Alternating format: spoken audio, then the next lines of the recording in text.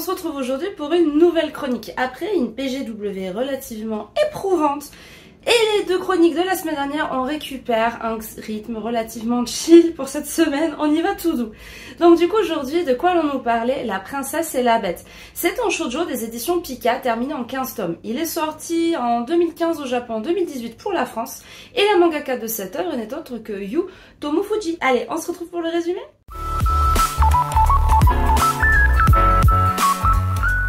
Maintenant, vous connaissez la chanson, on va commencer par un court résumé, encore une fois, on va essayer.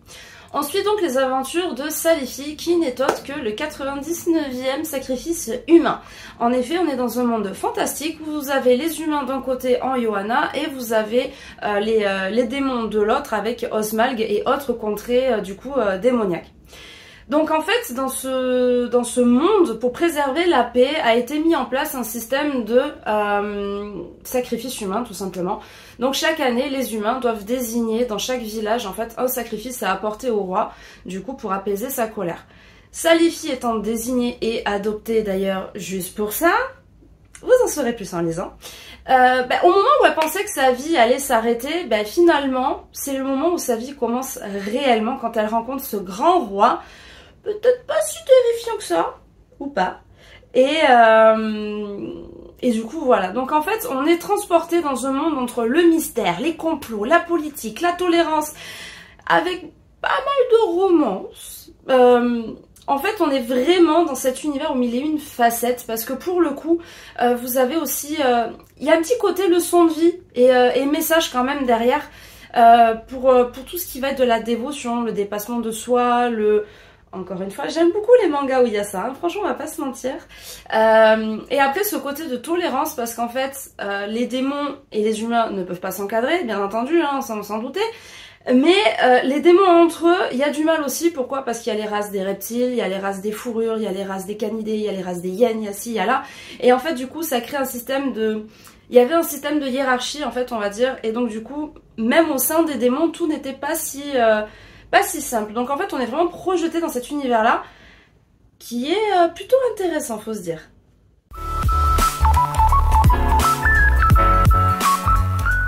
Je pense que vous l'avez compris, ce manga fait partie vraiment de mes pépites en fait, tout simplement, de mes shoujo préférés, hein, ne se mentons pas.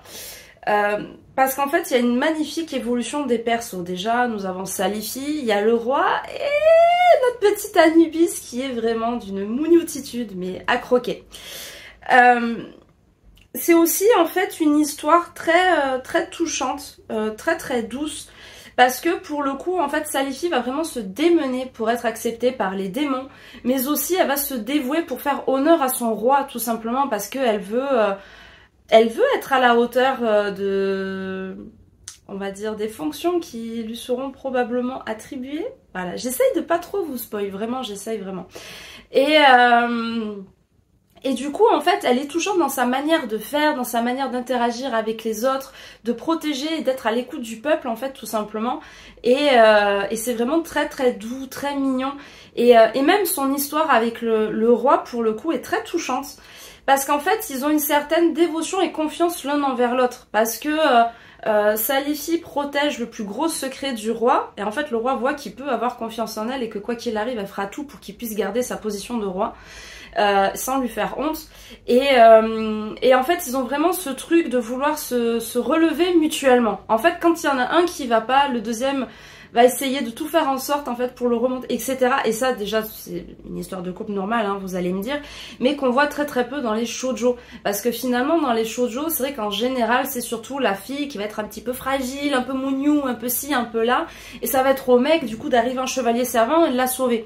Là ce qui est beau c'est que même si on est dans un univers fictif, on a quand même une relation, une histoire d'amour qui est réelle, parce que c'est vraiment les deux qui se soutiennent en fait tout simplement et qui sont toujours là l'un pour l'autre, et ça en fait quelque chose de très beau. Après, pour ceux que ça peut répugner, le côté romance, sachez que là il y a romance et romance. Dans certains shoujo, on va vraiment avoir ce côté romance très édulcoré, très petites fleurs de mouet. Donc les fleurs de mouet sont des petites fleurs, hein, je vous mettrai des explications. Il y a beaucoup de paillettes, beaucoup de ci, beaucoup de là. Là, en l'occurrence, en fait, on a vraiment le côté d'une histoire beaucoup plus adulte. Parce que, il y a des fois, tu vois, ils se prennent dans les bras, ils se font des bisous. Rien de... Je crois qu'il y a peut-être une dizaine de pages sur les 15 tomes en fait où on voit ça. La romance elle est vraiment dans le se confier à l'autre quand ça va pas et aider l'autre à aller mieux. On a vraiment en fait ce côté de relation plus adulte. Donc ce n'est pas... on s'en prend pas plein la figure avec ah il y a trop de moi, il y a trop de ci, il y a trop de là. Bien au contraire, c'est beaucoup plus réaliste, beaucoup plus doux. Et puis de toute façon, l'intrigue, parce qu'il y en a une, est vraiment sur le côté des mystères et complots et politiques. Voilà, c'est juste que c'est enrobé d'un petit peu de romance pour adoucir le truc. Si vous avez peur de vous engager dans le manga et vous dites bon, moi je sais pas trop, sachez que vous avez la série qui est actuellement terminée et complète du coup sur Crunchyroll. Je sais plus combien d'épisodes il y a. Je vais peut-être dire une bêtise, mais je crois qu'on en a une trentaine. Au pire, je corrigerai au montage. Mais du coup, voilà, ça se laisse regarder tranquillou. Et si vous voulez voir le manga après, vous pouvez. Après, ce qui est cool, c'est pour avoir lu le manga et regarder l'anime, du coup.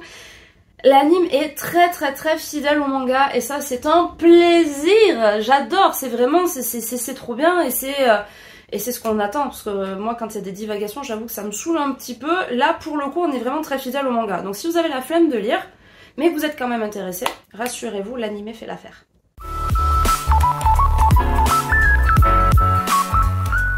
Cette œuvre est une douceur, mais vraiment très très belle.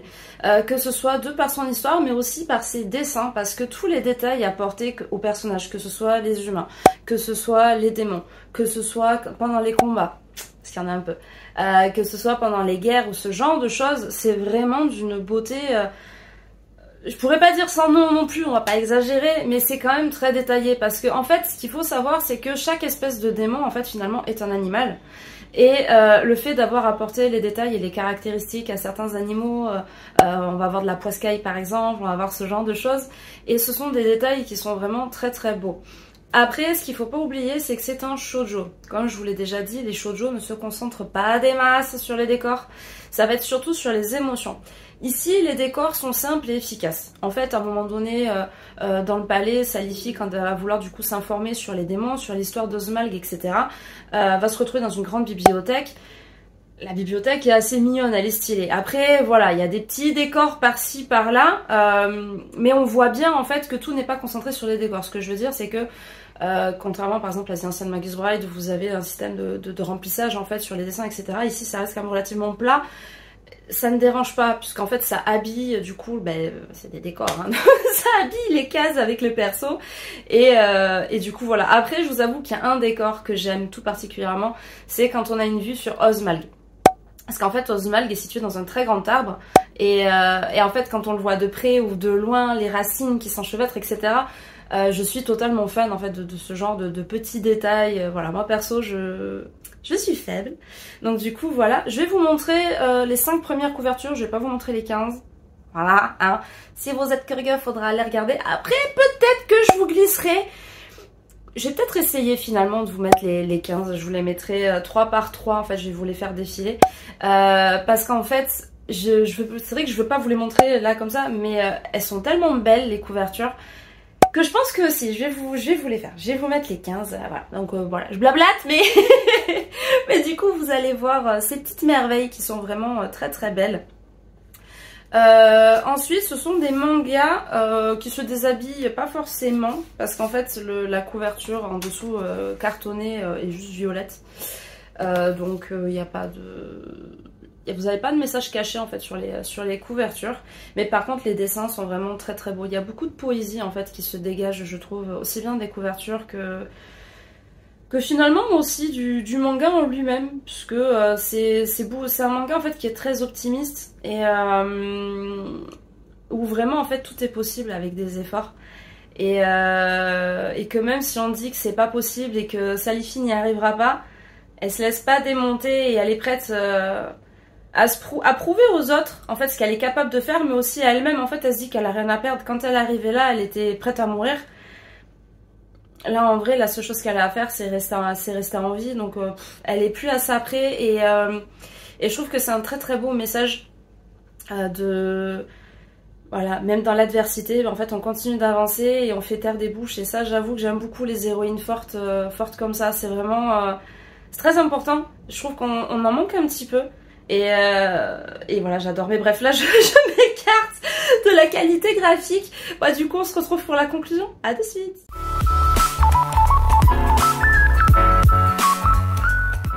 Encore une fois, je pense que vous l'avez compris, je vous le dis encore, sait-on jamais, c'est juste un de mes chouchous en fait, tout simplement. Après, de toute façon, quand je vous ai déjà dit, hormis les one-shots où ça se laisse discuter, les séries que je continue, c'est très rare quand je ne les aime pas. Parce que bah, les séries que j'aime pas, bah, je m'arrête en fait, je revends les tomes et bon, ça m'est pas encore arrivé. Parce que je les sélectionne vraiment sur le volet, en tout cas pour les nouveautés, même si à l'époque quand j'ai commencé ma collection j'ai lu des anciens shoujo ou même autres mangas, une fois ça suffit, ça mérite même pas que je vous fasse une chronique. Voilà, mais parce que je pense que la génération de toute façon de maintenant ne lira pas, déjà actuellement en fait ce sont des mangas qui ont genre plus de 15 ans. Donc ça va, je pense qu'à tous les shoujo et tous les mangas qu'on a actuellement, normalement vous devriez pas trop tomber dedans. Au pire, je vous ferai peut-être une liste, je verrai sur Insta, je vous ferai peut-être un truc, puisque je pense que je vais les mettre en vente. Donc pour les collectionneurs, voilà. Quoi qu'il arrive, je vous tiendrai au courant. Et du coup, voilà.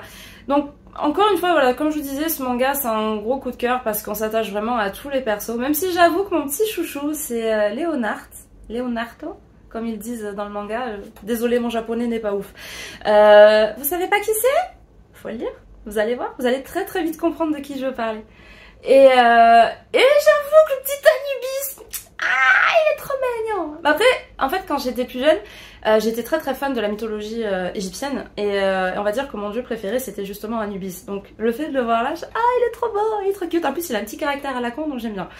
Donc voilà, bref, je vais arrêter de me perdre en ce moment en blablatage. Ça, chill et blabla, je pense qu'on fera ça quand j'aurai installé mon bureau et que j'installerai Twitch. Voilà, on se fera des petites séances un peu blabla si vous voulez à ce moment-là. Et bon, bref. Donc du coup, j'espère encore une fois que cette vidéo vous a plu. Si c'est le cas, n'hésitez pas à activer la cloche. Ça fait toujours plaisir et comme ça vous allez louper aucune vidéo surtout. Et n'hésitez surtout pas en fait à partager à votre entourage, sait-on jamais, si vous avez des personnes qui s'intéressent au manga et autres. Ça sera toujours bien. Et n'hésitez pas aussi à me donner votre avis en bas. Et comme je l'ai déjà dit sur Insta, je suis relativement active en DM. J'essaye en tout cas. Donc du coup, n'hésitez vraiment pas en fait à me donner votre avis, etc. En attendant, je vous dis donc à la semaine prochaine. Donc je vous souhaite une très très belle semaine, un très très bon week-end. Et on se dit à vendredi prochain pour une nouvelle chronique. Allez, ciao ciao!